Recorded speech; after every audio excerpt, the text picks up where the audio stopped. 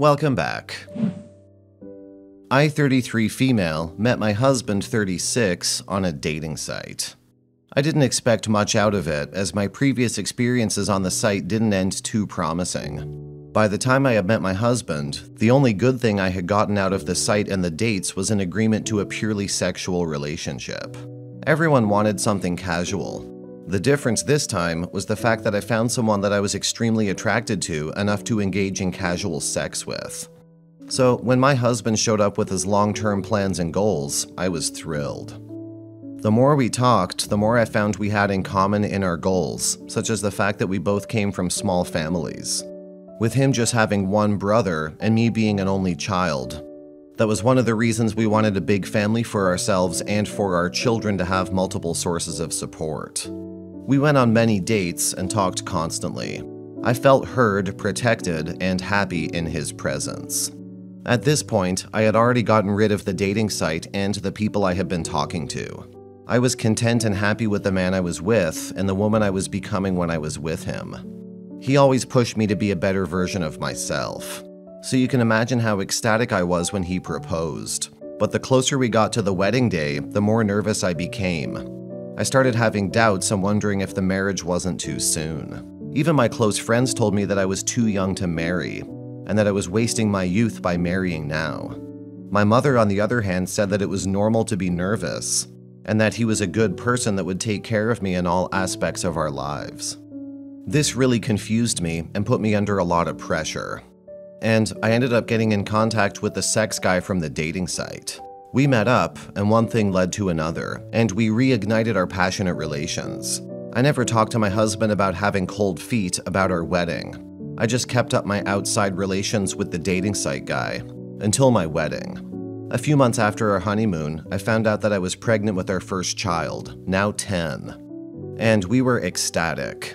My husband was always consistent and active in every aspect of our son's life, to the extent that sometimes I would feel left out. I thought it was probably symptoms of postpartum, but instead of getting professional help or talking about it to my husband, I went to find comfort from the dating site guy, and we picked up where we left off with our affair. In the following years, we had 2 more sons, currently 6 and 3. We were extremely happy, and we were getting the big family that we always dreamed of. All that was missing was a baby girl. There were no girls in my husband's family, and I had no sisters. We felt that having a daughter or 2 would complete our family. My husband really wanted a girl, but I wasn't getting pregnant. From then on, things got frustrating and sex became a chore rather than something I enjoyed. It became a lot of pressure, and I no longer had anyone to unload my frustrations, as my affair partner got a job promotion that required him to move to another state. After trying for a baby for almost a year, we decided to see a specialist. After some tests, the doctor said that I was very healthy and fertile, and suggested that my husband get tested. We found out that my husband was shooting blanks. He was infertile, which brought up something that I never considered before. The fact that the kids couldn't be his. My husband was silent for a while, clearly thinking about what I just thought about. The car ride home was silent. I was too scared to say anything. When we got home, he still didn't say anything to me. Just called my mom and asked her to fetch the kids. After they left with my mom, he asked me who their father was. I tried to tell him that they were his since he raised them, and I wasn't aware that they weren't. I would never force him to raise kids that weren't his. I didn't know either. He had an anger outburst, and we started arguing, and he accused me of breaking his trust and risking his health, clearly insinuating that I was sleeping around. Out of anger, I told him that I had an affair to let out my frustrations because I felt trapped and constricted with him, and that the affair made me feel alive and in control. I know I'm not the only woman that has felt like this before. He wants to divorce me, obviously, and is planning to get paternity tests. I don't want to end our happy family. I would never have kept up my affair had I known my husband was infertile and the children could never be his. I feel I've effectively ruined my life and my children's lives by trying to have another child. I know I'm a horrible person, but my children are innocent in all this, and they deserve a family. They deserve a father. Edit. I married my husband because I loved him, and not just for the sense of security that he provided. The other guy was the only other person that I was entangled with. I believe having multiple partners is messy. I didn't love him like I loved my husband. I only found him attractive. And our relationship was purely sexual. He even knew that I had a husband, and both our boundaries were clear. We didn't want anything more. I never considered that my kids could be anyone but my husband's, because we almost always used protection, and I couldn't picture anyone else being the father of my kids, except my husband. Update 1. My husband's going through with a divorce. We're already in progress with the process. He just doesn't want to listen. And when I brought it up, the kids and how this would affect them, he said that he wanted them too. He says he raised 3 kids that aren't his own with his money so far, and he'll be ordered to pay child support as well. So he's going to make sure he's going to get his money's worth and make them his retirement plan. I felt so awful about that I cried, but he just scoffed.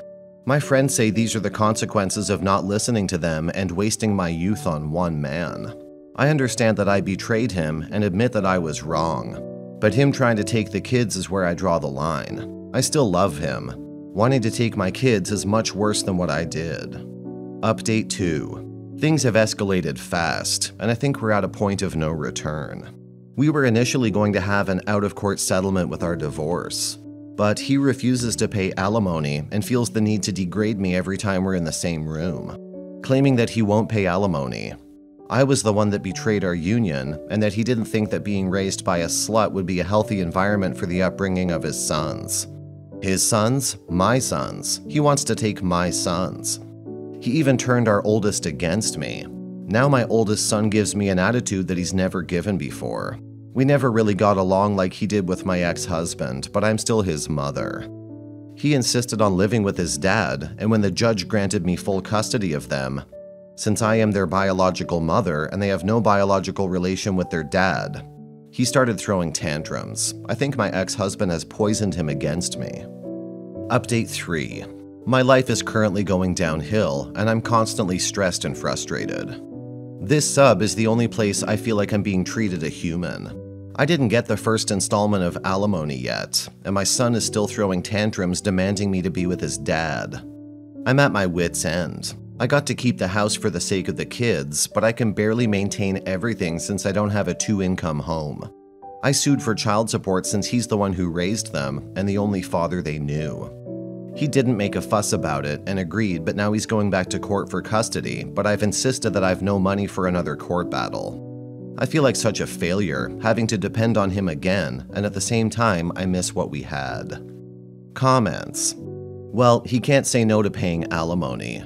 It's court-ordered, and you can take him back to court if he doesn't keep up, so rest assured there. What he's doing to your eldest son is called alienation of affection. He's poisoning your son against you. You can also sue him for parental alienation and prevent him getting any custody as well. Please look into that. What a vile, disgusting man. He doesn't even love the kids anymore but wants them tethered to him so he can have them as his backup retirement plan. I don't blame you for having an affair, OP. He's horrible. Story 2. My boyfriend, whom I love very much, was away on a work-related training trip. He was supposed to be home Wednesday evening, so I spent all afternoon getting a new sexy look inspired by the Boom Challenge on TikTok. I found a blazer, crotchless panties, and a cute top hat. I combined those items with a bracelet bra with a butterfly centerpiece, garter belt, stockings, and screw-me heels. The look was so sexy, and I was ready for a raunchy evening with my boyfriend. He calls me, tells me he's delayed and will not be back till the next day. I heard another woman's voice say, "Let's go dance." I was furious and felt bad knowing he was cheating on me while out in Houston, Texas. I called my BFF and she showed up with her boyfriend and a friend of his, and we had one hell of a foursome, something I wanted to do with my boyfriend. My boyfriend came back to my place as soon as he made it back in town. I answered the door in just a t-shirt. He tried to kiss me, but I turned my head. He asked if I was pissed because he was a day late. I told him I heard the other woman's voice while he was on the phone with me. He swore nothing happened, that the voice was a coworker's wife. I said sure, likely tale.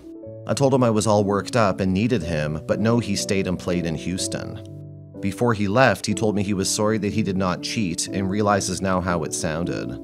He left a number for me to call and talk to the guy's wife. even opening his phone showing me the only number other than work he called was mine. I talked to the wife, and she assured me it was her that I heard on the phone, even filled me in on their evening and how my BF turned down other women. All this happened just because the airline delayed their flight. I don't know what to do. Please help. I know I need to confess to my boyfriend what I did and hope he forgives me, but I know how he feels about cheaters. I only cheated because I thought he was doing what he promised me he would never do to me. I love him and can't stand the idea of life without him. I'm afraid when I tell him he'll leave me forever. An added problem is he's divorced from his ex-wife due to cheating. I just don't know how to confess what I did and not lose him. Again, please help with any advice. Please don't be harsh. I feel bad enough as it is. Update. Me 20 female, BFF 20, sister 23. I told my boyfriend 25 everything. And of course, as some predicted, he dumped me. He did say, however, he could understand how I thought he did what he did not do, but added that my reaction was just too much even had he cheated. On the positive side, he wished me well. So tonight, I went out with my sister and BFF. When my sister heard the story, her immediate response was, "What kind of idiot are you?" My sister has known about me and my BFF since we were in high school, but was also interested in what we did with the guys. She's 3 years older than I am. Her advice was simple: don't act like a bitch. She read what I wrote and was glad to see I didn't use my real name, but also asked, why the hell would you post stuff like this on the web? I did not answer that question. I guess I just needed to get it off my chest and maybe just did not want others to do what I did. Right now, that's the only answer I have for her question. My answers, however inappropriate, I will just have to live with. The whole friend group is trash. OP, I also think you need to seek help because of how ridiculously impulsive you were, with how fast you decided to cheat. It only took a voice. Just a voice over the phone for you to jump into sack with not 1, not 2, not 3, but 4 people immediately. I seriously hope you seek counseling. Best of luck.